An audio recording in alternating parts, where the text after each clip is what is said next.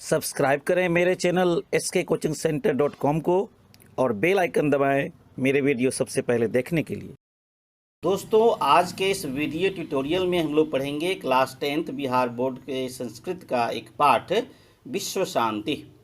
इस चैप्टर को आप शुरू से अंत तक अवश्य पढ़ें। आपको यह बहुत ही आसान लगेगा क्योंकि मैं इसके एक एक शब्द के अर्थ को बताऊंगा और इतना ही नहीं, यह आपको पढ़ने में भी आ जाएगा, तो आप संस्कृत पढ़ना भी सीख जाएंगे।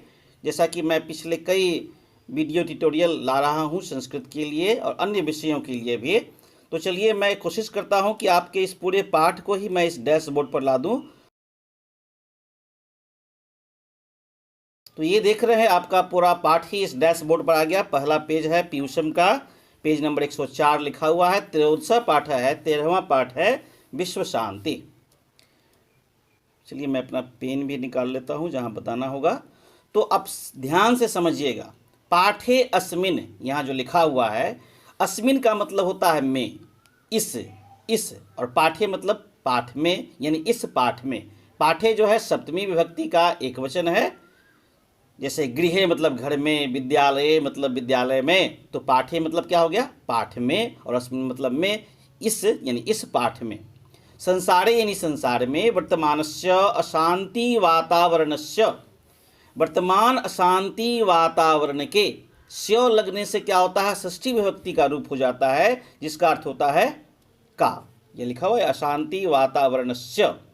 चित्रणम, चित्र, तत्समाधानोपायश्च। अब देखिए, ये लंबा लंबा शब्द दिया हुआ है, बड़ा बड़ा शब्द। इसको आप कैसे पढ़ेंगे संधि विच्छेद करके, तो इसका अर्थ जानना आपके लिए आसान हो जाएगा। तत् जोर समाधान, जोर उपायश्च। तत् पहले क्या लिख दिया आप? तत् माने क्या होता है? उसका। तत् मतलब उसका हो गया। और समाधान, समाधान तो समझते ही, हल करना, किसी का समस्या का उपाय करना। उपायश्च यानी उसके समाधान के उपाय। च मतलब होता है और। तो अर्थ क्या हो गया? उसके समस्या का समाधान का उपाय करना निरूपितो यानी बताया गया है इस पाठ में। यानी इस पाठ में संसार में वर्तमान शांति वातावरण का चित्रण किया गया है और उसके समाधान का उपाय जो है यह बताया गया है, यह निरूपित किया गया है। देशेषु, देशेषु क्या हो गया? ये सप्तमी विभक्ति के बहुवचन में हो गया। जैसे आप बालक शब्द का रूप पढ़े, बालके, बालकयो, बालकेषु। तो देशेषु मतलब क्या हो गया? में, देशों में। आंतरिकी मतलब अंदर, बाह्या मतलब बाहरी, च मतलब और। संस्कृत में क्या होता है कि च और जो है अंत में लगता है। जैसे हमको बोलना है कि राम और श्याम, इंग्लिश में बोलेंगे राम एंड श्याम, संस्कृत में उसी को बोलेंगे रामः श्यामः च। तो च का मतलब हो गया अंत में, और जो अंत में लगता है, लेकिन उसका अर्थ जब पढ़ेंगे हिंदी में तो बीच में आता है। तो आंतरिकी मतलब क्या हुआ? अंदर की। च मतलब और, बाह्य मतलब बाहरी, यानी आंतरिक और बाहरी। अशांति ही वर्तते, यानी कहा गया है कि देशों में, यानी सभी देशों की बात हो रही है, आंतरिक यानी अंदर की और बाहरी अशांति है सभी देशों में। ताम उपेक्षम, ध्यान दें, ताम जोर उपेक्षम। ताम मतलब उसकी, उपेक्षा मन उपेक्षा करना, ध्यान न देना। न कश्चित स्वजीवनम ने तुम समर्था, वह किसी के अपने जीवन के लिए अच्छा नहीं है कि हम उसकी उपेक्षा कर दें, उस अशांति को देख करके उपेक्षा कर दें। सेयम, सौ जोड़ इयम, इस प्रकार की अशांति सार्वभौमिकी। सार्वभौमिकी का मतलब होता है पूरे संसार का, यूनिवर्सल। वर्तते यानी है। इति दुखस्य विषय, यही दुख का विषय है। सर्वे जना, सभी लोग, तया अशांतया, उस अशांति की, चिंतिता संति, संति मतलब है, सभी लोग उस अशांति से चिंतित हैं। संसारे मतलब संसार में, तन्निवारणाय, तत्जोर निवारणाय, उसके निवारण के लिए प्रयासः क्रियन्ते, प्रयास किया जा रहा है या प्रयास करना भी चाहिए। तो चलिए, पाठ यहाँ से शुरू होती है, ध्यान देंगे। वर्तमाने संसारे, वर्तमान संसार में, प्रायशः प्रायः, सर्वेषु देशेषु, सभी देशों में, ये सभी में सप्तमी का बहुवचन लगा हुआ है, सभी देशों में, उपद्रव अशांति जोरवा, ये हो गया अशांतिर्वा। संधि विच्छेद करना चाहें, ये समझना चाहें तो यहाँ समझेंगे कि अशांतिर्वा का मतलब क्या हुआ, अशांति जोड़ वा, यानी अशांति या दृश्यते माने देखा जाता है। कहने का अर्थ यह हुआ कि सभी देशों में उपद्रव और या अशांति देखा जा रहा है। क्वचिदेव शांतम वातावरणम वर्तते, कहीं कहीं ही शायद कहीं ही शांति का वातावरण है, शायद ही कहीं, क्वचिदेव माने शायद ही शांति का वातावरण है। क्वचित देशस्य आंतरिकी, ध्यान देंगे मेरे पढ़ने पर भी और आप भी पढ़ें, क्वचित देशस्य आंतरिकी समस्याम आश्रित्य, ध्यान दें। अब इसको एक लंबा शब्द आ गया तो कैसे पढ़ेंगे, समस्याम जोर आश्रित्य कलहो वर्तते, समस्याम आश्रित्य, उस समस्या पर आधारित कलह वर्तते, कलह हमारा लड़ाई झगड़ा, यानी किसी देश में आंतरिक समस्या पर आधारित लड़ाई झगड़ा है। तेन शत्रु राज्यानि, जिससे शत्रु राज्य जो हैं, मोदमानानि, मोद का अर्थ क्या होता है, आनंदित, कलहम वर्धयन्ति, कलहम मतलब लड़ाई झगड़ा बढ़ाते हैं। यानी किसी देश में जो आंतरिक समस्या पर आधारित जो कहीं लड़ाई झगड़ा है, उससे जो शत्रु राज्य है वो बड़े प्रसन्न होते हैं और उस लड़ाई झगड़ा को और बढ़ाते हैं। क्वचित कहीं अनेकेषु राज्येषु, अनेक राज्यों में परस्परम शीत युद्धम प्रचलति, आपस में शीत युद्ध का मतलब क्या होता है, कोल्ड वार, यानी वो बातचीत के दौरान जो है जो लड़ाई झगड़ा चलती है वो अस्त्र शस्त्र से नहीं बल्कि बातचीत के द्वारा जो लड़ाई झगड़ा, एक दूसरे पर आरोप लगाना। तो कहीं अनेक राज्यों में आपस में क्या है, शीत युद्ध है।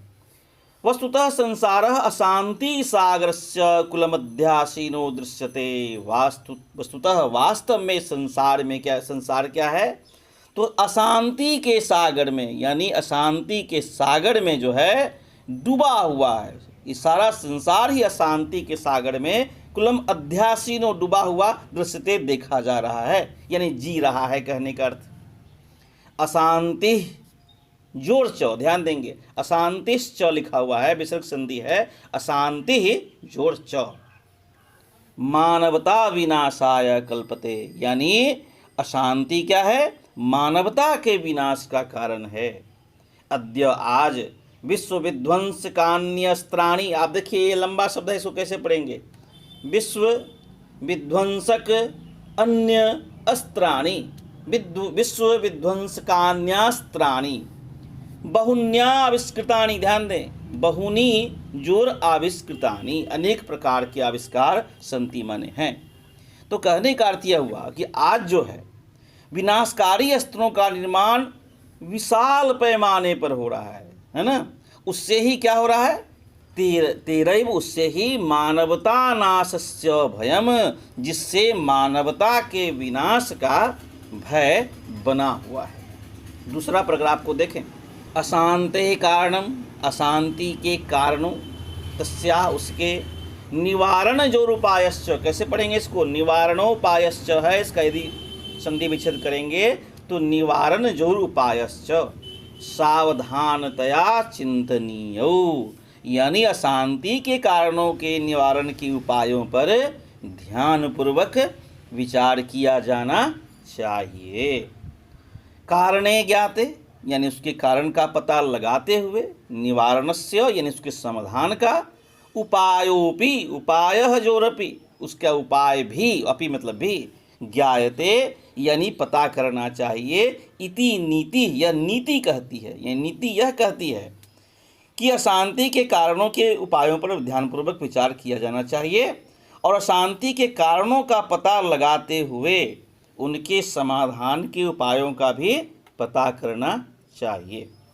वस्तुतः वास्तव में द्वेषः, ध्यान दें, असहिष्णुता च अशांति कारण द्वयम्, वास्तव में द्वेष और असहिष्णुता ये अशांति के दो कारण हैं। ध्यान दें, कैसे पढ़ेंगे, वस्तुतः वास्तव में द्वेषः असहिष्णुता च, तो च अंत में लग गया मतलब बीच में आएगा और, यानी द्वेष और असहिष्णुता। असहिष्णुता, द्वेष माने क्या होता है, ईर्ष्या, और असहिष्णुता मतलब असहनशीलता, ये अशांति के कारण द्वयम मतलब दो कारण है। एको देशः अपरस्य उत्कर्षम दृष्ट्वा द्वेष्टि। एक देश जो है अपरस्य दूसरे के उत्कर्ष यानी उन्नति को उत्कर्षम दृष्ट्वा देख करके द्वेष्टि जलन होती है उसको, यानी उसको जो है उसको सह नहीं पाता है वो उसको। तस्य देशस्य उत्कर्षनाशाय निरंतरम प्रयतते। और उस देश के उसका उत्कर्ष उन्नति कैसे नाश हो इसके लिए वह निरंतर लगातार जो है प्रयास करते रहता है, यानी उस देश को हानि पहुंचाने का प्रयास करने लगते हैं। द्वेषः एव द्वेष ही असहिष्णुता असहिष्णुता। चलिए दूसरा पेज निकाल लें आप, मैं निकालता हूं दूसरा पेज। यहाँ जनयति यानी द्वेष ही असहिष्णुता जनयति मतलब पैदा करती है। इमौ दोषो, इमौ मतलब ये दोनों दोष। कौन दोनों दोष? अभी बताया ना, ईर्ष्या और असहिष्णुता। परस्परम वैरम उत्पादयत, वैरम जोड़ उत्पादयत, यहाँ ध्यान दें, वैरम जोड़ उत्पादयत, यानी इन दोनों दोषों के कारण ही वैरम मतलब शत्रुता उत्पादित जन्म लेती है। इन दोनों दोषों के कारण ही शत्रुता जन्म लेती है। स्वार्थश्च वैरम प्रवर्धयति, स्वार्थः जोड़ च, यानी स्वार्थ वैरम मतलब दुश्मनी को बढ़ाती है। स्वार्थ प्रेरितो जनः यानी स्वार्थ में प्रेरित, यानी कह लें उसको स्वार्थांध, स्वार्थ में अंधे व्यक्ति। अहम भावेन अहंकारवश परस्य यानी दूसरे के, धर्मम जातिम संपत्तिम क्षेत्रम भाषाम वा, दूसरे के धर्म जाति संपत्ति क्षेत्र भाषा न सहते को सहन नहीं कर पाता है। यानी जो स्वार्थ प्रेरित जन लोग होते हैं वो अपने अहंकारवश दूसरों के धर्म को, जाति को, संपत्ति को, उसके क्षेत्र को, उसके भाषा को सहन नहीं करते। आत्मन एव यानी इस वे, आत्मन मतलब अपनी निजी आत्मा ही, सर्वम उत्कृष्टमिति मन्यते, वे अपनी ही विकास को सबसे उत्तम मानते हैं। आत्मन एव ही यानी अपने ही आत्मा को, यानी अपने ही कहने का अर्थ हुआ कि सर्वम उत्कृष्टम इति मन्यते, सभी अपने ही सभी कुछ को वो उत्तम मानते हैं। राजनीतिज्ञाश्च, राजनीतिज्ञ जोड़ च, राजनीतिज्ञा जोड़ च, तो जो राजनीतिक लोग हैं यानी राजनेता हैं, अत्र विशेषेण प्रेरका, वे यहाँ मुख्य रूप से प्रेरक हैं। प्रेरक कहते हैं किसको? जो किसी चीज़ की प्रक्रिया को गतिशील बना दें। केमिस्ट्री में पढ़े होंगे कैटलिस्ट, यानी जो राजनेता हैं वे इस को बढ़ाने में विशेष रूप से भूमिका निभाते हैं। सामान्यो जनः न तथा विश्वसन्नपि बलेन प्रेरितो ज्ञायते, जो सामान्य लोग हैं,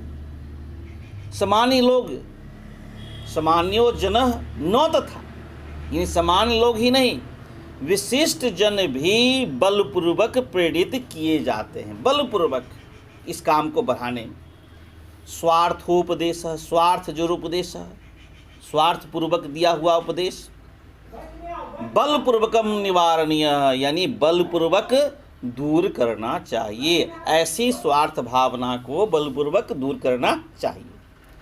परोपकारम प्रति यदि प्रवृत्ति उत्पाद्यते, यानी यदि परोपकार के प्रति रुचि जग जाती है, प्रवृत्ति उत्पादते जग जाती है, तदा सर्वे स्वार्थम त्यजेयुः, तो हमें अपने स्वार्थ को स्वतः वो मिट जाते हैं। यदि हमारी भावना परोपकार के प्रति हो जाती है तो हम में जो स्वार्थ है वो स्वतः सारे स्वार्थ जो है मिट जाते हैं। अत्र महापुरुषः, यहाँ जो है महापुरुष हैं, विद्वांसः विद्वान है, चिंतकाश्च चिंतक हैं, न विरला सन्ति, अब तो विरल हैं, पहले के अनुसार तो अब रहे नहीं। पहले जो महापुरुष होते थे, विद्वान होते थे, चिंतक होते थे, उनका अब अभाव हो गया है। तेषां कर्तव्यम इदम, और उनका कर्तव्य है। तो अब जो भी बचे हुए हैं, मान लिया जाए जो अब तो है नहीं, तो अब जो भी बचे हुए हैं यत् जने जने समाजे समाजे राज्ये राज्ये च परमार्थ वृत्तिम जनेयुः। तो उनका कर्तव्य है कि वे हर व्यक्ति, जने जने मतलब हर व्यक्ति, समाजे समाजे माने हर समाज, और राज्य राज्य ने हर देश, च परमार्थम वृत्तिम जनेयुः यानी परोपकार की भावना का प्रचार करें। चलिए दूसरा पैराग्राफ को देखें। शुष्क उपदेशश्च न पर्याप्तः। शुष्क उपदेशश्च, शुष्क माने सूखा, यूं ही थोथा कह लें उसको। उपदेश न पर्याप्त यानी थोथा उपदेश काफ़ी नहीं, प्रत्युत बल्कि तस्य कार्यान्वयनं च जीवने अनिवार्यम। ध्यान देंगे कैसे पढ़ेंगे। तस्य कार्यान्वयनं च जीवने जोर अनिवार्यम, बल्कि उसका कार्यान्वयन करना चाहिए, यानी वैसा आचरण भी अपनाना अनिवार्य है। उक्तंच कहा गया है कि ज्ञानम भारः क्रियाम बिना, क्योंकि क्रिया के बिना ज्ञान क्या है, भार है यानी बोझ है। देशानाम मध्य, देशानाम जो है षष्ठी विभक्ति हो गई बहुवचन का, रामस्य रामयो रामानाम यानी देशों के, मध्य माने आपस में यानी दो देशों के आपसी, च विवादान उनकी जो आपस में जो विवाद है, शमयितुम एव, सम का मतलब होता है समाप्त करना, खत्म करना है? ही संयुक्त राष्ट्र संघ प्रभृतियः संस्था संधि, यानी दो देशों के आपसी विवाद को खत्म करने के लिए संयुक्त संघ राष्ट्र संघ आदि संस्थाएं हैं। ताश्च काले काले आशंकितमपि, ध्यान दीजिएगा मेरे उच्चारण पर, क्योंकि संस्कृत जो है को उच्चारण शास्त्र कहा गया है। विश्व युद्धम निवारयन्ति यानी यही समय समय पर, काले काले समय समय पर, आशंकितम अपि जो संभावित है, विश्व युद्धम इसको दूर करती है। कौन? ये संयुक्त राष्ट्र संघ जैसी संस्थाएं और भी संस्थाएं हैं। भगवान बुद्ध पुरा काले, भगवान बुद्ध पुरा यानी प्राचीन काल में, एव ही वैरेन वैरस्य शमनम असंभवम प्रोक्तमान मैंने कहा था, यानी भगवान बुद्ध ने प्राचीन काल में ही कहा था कि वैर मतलब दुश्मनी, वैरम यानी वैरस्य पुरा, वैरेन वैरस्य शमनम यानी दुश्मनी से दुश्मनी को खत्म करना, वैर से वैर को खत्म करना, उन्होंने कहा था कि ये असंभव। अवैरेन करुणया मैत्री भावेन च वैरस्य शांति भवति इति सर्वे मन्यन्ते। और अवैर से यानी शत्रुता का भाव नहीं करना, करुणा का भाव करना, मैत्री यानी दोस्ती का भाव करना से ही वैरस्य शांति भवति, इस वैर यानी दुश्मनी को मिटाया जा सकता है, शांत किया जा सकता है, ये सभी मानते हैं।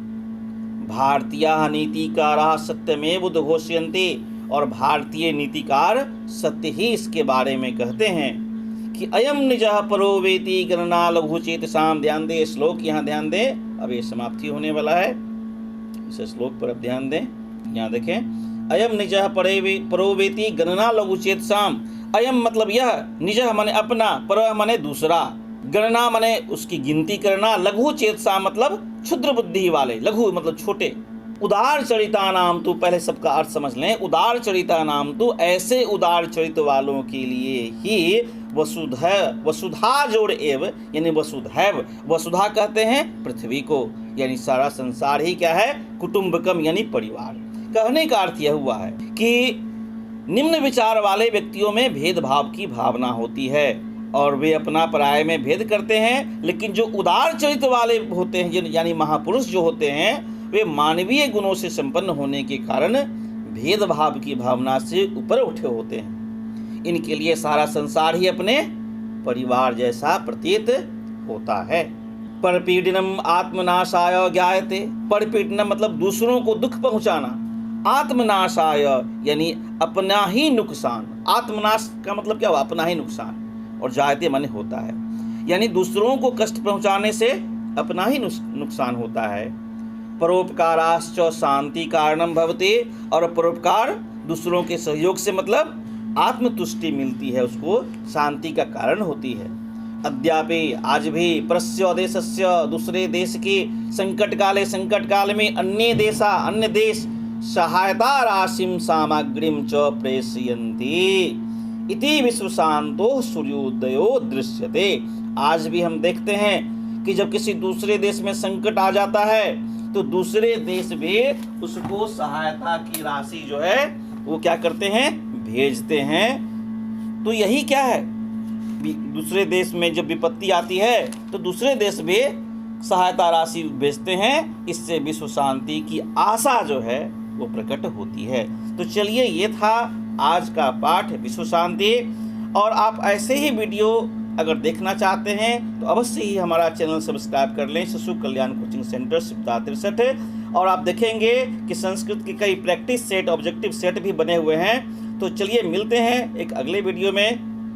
तब तक के लिए वीडियो देखने के लिए धन्यवाद।